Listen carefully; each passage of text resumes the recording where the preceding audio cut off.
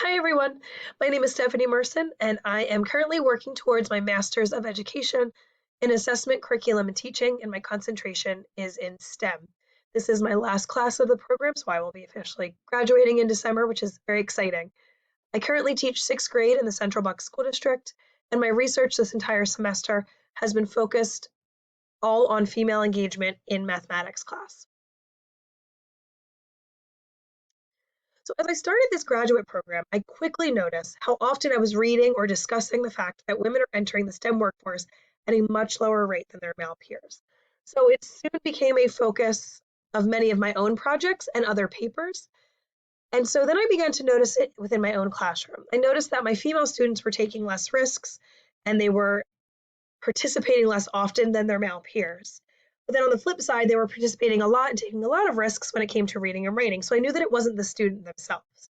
So I set out to try to find a way to engage all of my female students in math. I want them to see themselves as the great mathematicians that they are, and I want them to feel confident in their abilities. Another reason that I sought to solve this problem was because I always felt dumb as a student in elementary, middle, and high school when it came to math. I was always put in lower groups. So I just kind of grew into the fact that I wasn't a math person. But as I went through my undergrad at Millersville, I realized that I really enjoyed math and I wasn't terrible at it. I was actually pretty good at it. And so I don't want my female students to have to wait until undergrad or even later and then possibly miss a future career that they would end up really enjoying.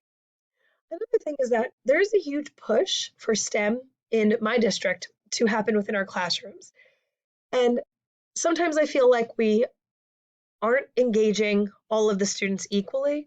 And so I wanted to kind of find a way to kind of level that playing field. My research question was, how will being taught about female mathematicians impact my female students' engagement in our math class? So one of the important guiding pieces of literature that I used was a study done by Kapofu and Kapofu in 2020. And they conducted a case study to measure how learning about the history of math would impact 11th grade female students' perceptions and achievement in math. This conducted to exactly what I was trying to do within my own classroom. They found that through studying the mathematical history, that students improved in their understanding of the content and that their motivation increased, and that they also found that these students were more confident to complete these math assignments. The second guiding piece of literature that I used was research done by Svenzik et al. In 2011, and that set out to figure out how math gender stereotypes begin in elementary schools. They found that elementary age boys believed that they were better at math, and elementary age girls believed that boys were better at math. They also found that boys related more to pictures of the same gender person who was solving a math problem than girls did. Therefore, they found that both boys and girls believed that boys were math people and that girls were not. The last bit of literature that guided my own research was a study done by Nepal et al. In 2019. They sought to find out if occupational gender diversity in STEM fields had any effect on student math self-concept. They took data from 23 countries, which included around 120,000 students. Researchers found that if a country did not have gender diversity in STEM occupations, it would negatively impact female students' math self-concept. They also found that being strong academically in math did not help female students from having a negative math self-concept. Therefore, their research suggests that motivating more women to have a stronger mathematical self-concept could lead them into a STEM career, which would in turn cause more young female students to have a stronger mathematical self-concept and a higher mathematical achievement. I decided to see if showing videos of female mathematicians would increase their engagement in my math class. I found each of these videos on BrainPop or YouTube, and each video was about 5 to 10 minutes long.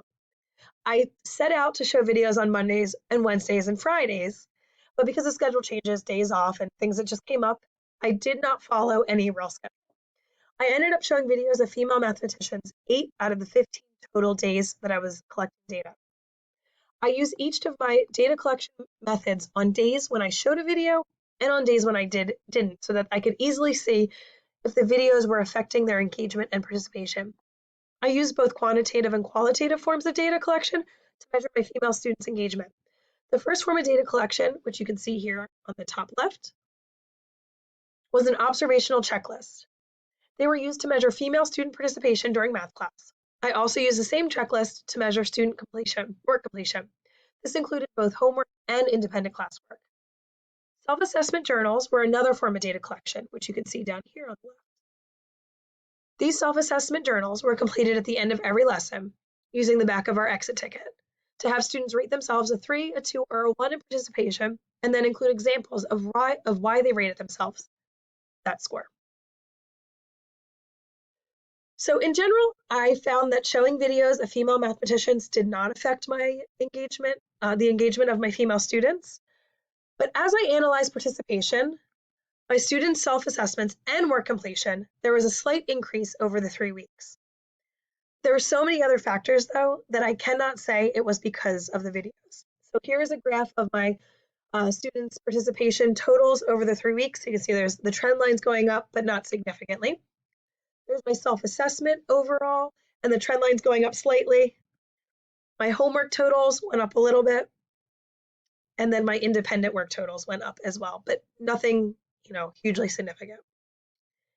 In terms of participation, I found that there were 3 students who participated the most. So you can see here, I have student 7, student 12, and student 13. And then there were also 2 students who participated the least amount. So if you see here, I have student 2 and student 14. So I had students who were kind of carrying the weight when it came to participation. When I compared total participation in non-video days and video days, you can see here there was really no difference.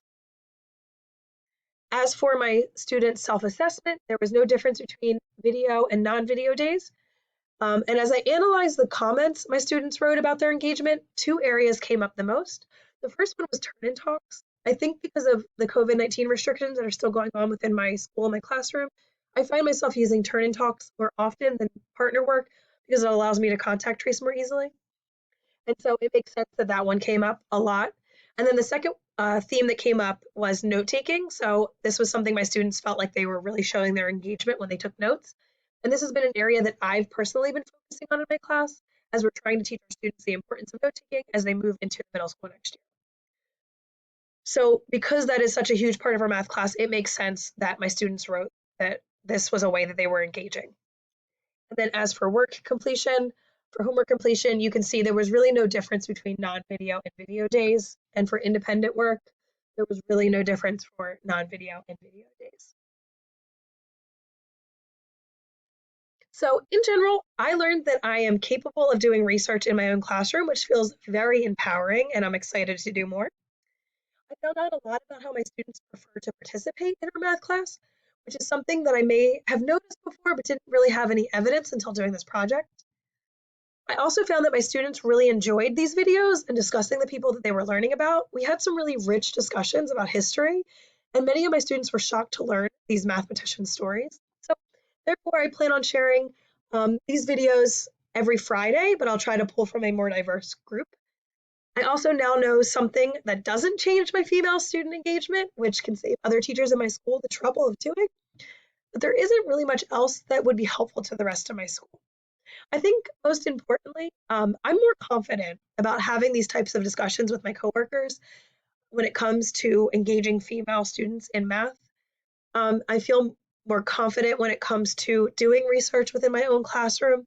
So I'm excited to see how that's going to open the door to kind of make my teaching practices better. And then we're, in relation to this project, how to try something new next year to engage my female students.